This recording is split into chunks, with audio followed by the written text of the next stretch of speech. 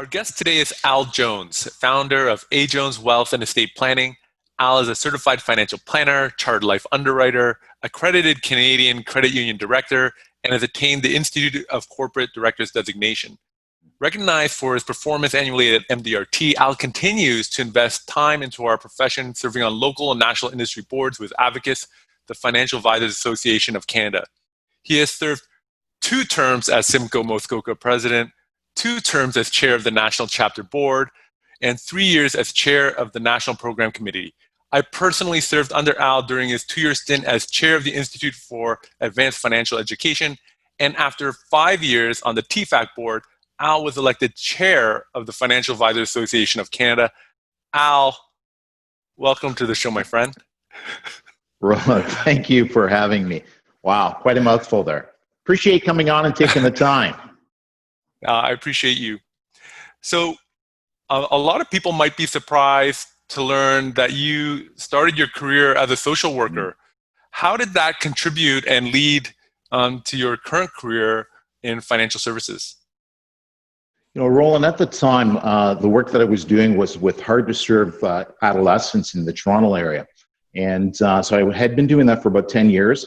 Was seconded to work with the Metro School Board, working with kids who were being expelled out of the school boards and creating programs for them. And what began to happen, I was living in Barrie and commuting to Toronto, and an opportunity came with London Life when they said, you know, Al, if you don't want to commute to Toronto anymore, how would you like to work with us here in Barrie? And after some conversation and dialogue, it was like, well, what were the similarities? Why would it benefit? Yes, there'd be some nice financial gains to it, but what I began to look at was the transition was fairly simple. When I was working with youth and family, I was identifying what their goals were, figuring out a way to help them achieve their goals through the ups and downs, and I found that to be very similar in the industry that we are here today, working with individuals, identifying what their goals are, and creating strategies and working with them to obtain those goals. I think one of the things that came to the table most significantly for me when I started the career was death claims. I found that the agents that I was working with at the time were very uncomfortable having conversations with people about death and dying, and felt very difficult. It was very difficult and challenging for them to talk about getting beyond that. You know, someone who's grieving. My background made it very easy. Those were comfortable conversations. You know, when I looked at the life insurance industry, that's why we're in the business. We're there to help people when they need it the most, and people need it the most when they've lost someone they've loved. So the transition worked out really well for me at that time. So, Al, the Black community continues to be woefully underrepresented in both insurance and financial services, despite its clear benefits to narrowing the wealth gap. I'm wondering, why do you think that might be? So, Roland, a great question. I've given some thought to that in conversations I've had with others. And I'm going to digress a little bit, because when I take a look at our industry and I take a look at society as a whole, my belief is that we're social animals. We're social animals. We could be considered herd animals. You know, we want to hang out with people that we're akin to, that we're similar to, that we look like. And so in our industry, you know, when you look around, you don't see a lot of people that have the same characteristics that you do, that I do. And really it takes someone, if you think of a school of fish or a herd of animals, it takes someone within that group to say, you know, I want to step out of that box and venture somewhere else. And when you do that, then more opportunities open. So for our industry, I really firmly believe that, you know, people don't see the role models. They don't see someone that looks like me to get involved, to be engaged. And when they do, then they make that transition, slowly make that transition out. No doubt. And you know this, that financial services is said to be one of the toughest professions, even more so, I'd imagine, when you're underrepresented in the industry. As a Black advisor in Canada, what has your experience been in insurance and financial services? So I've been in the industry for about 24 years, coming up to my 25th year. And I think for myself, Well, I had one being background social work, being able to read people, but I have a generic name, Al Jones. And so what I found in the industry when I started working with clients, and I'm north of Toronto, so I'm out of that sort of real diverse community 25 years ago. And so when Al Jones comes knocking on the door and they hear Al Jones, it has a preconceived idea of who they're going to get at the door. And when they finally open the door, then I get the take back. But I've been allowed to get in. They've invited me, I'm there.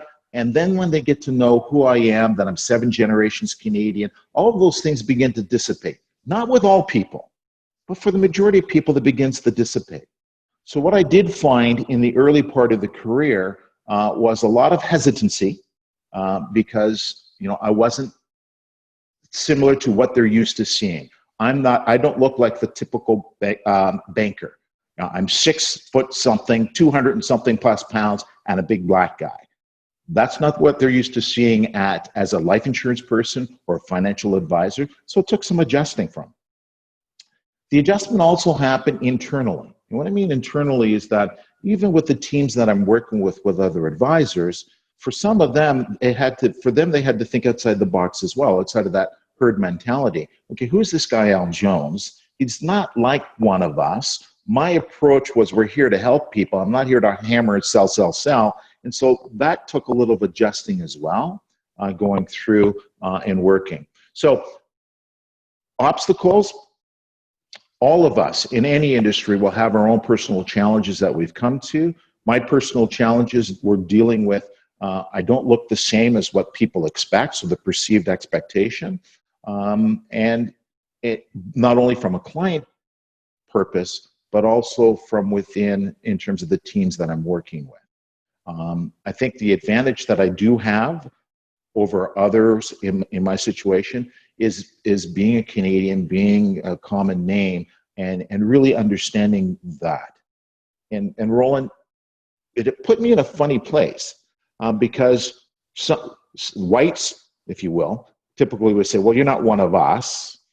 And then the traditional Black American or Black East Indian would say, well, you don't talk like us. You don't even eat the same. So there's that sort of caught in the middle, if you will, riding on both sides. That I haven't shared with many people.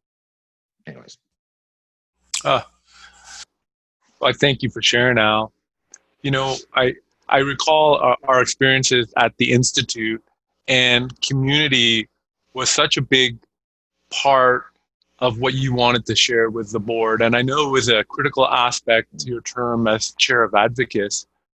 What message do you have, certainly for all advisors, but particularly for Black financial professionals, about the importance of volunteerism and engagement within the industry's professional associations? Yeah.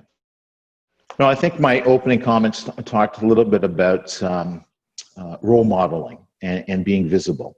And I firmly believe that this industry is a helping industry, that we're there to help as many people as we can to achieve their goals and dreams that they want.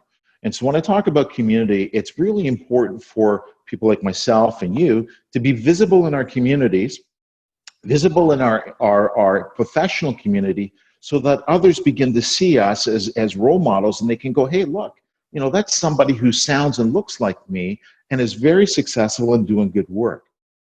If we're not visible in our communities and we're not giving back to our communities, we don't change the perception as to who I am and what I can do in our communities, and we don't create the opportunity for others to see the great work that we can do in our communities, and they too can be part of that.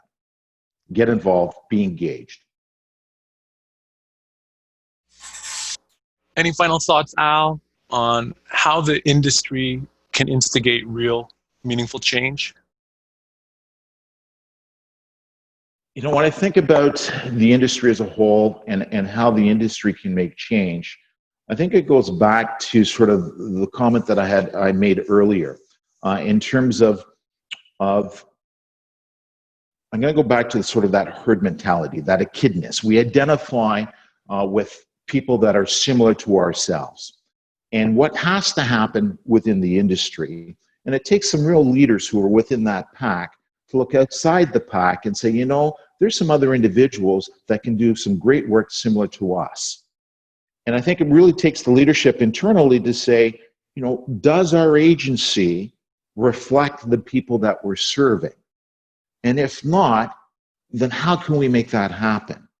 And it doesn't minimize the work that anybody's doing within your firm, but it really then begins to open up opportunities within the industry for people to say, look, you know, we have a very diverse population. We can have a very diverse industry serving the whole Canadian population.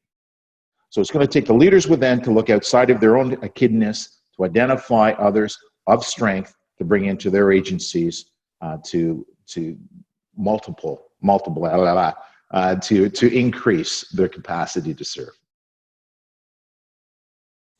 Al, thank you so much for being a leader in our industry, a role model to me, and really grateful for your time today. Thank you so much. Roland, thank you for having me and sharing this message with many people in our community. So great job on your end. Thank you.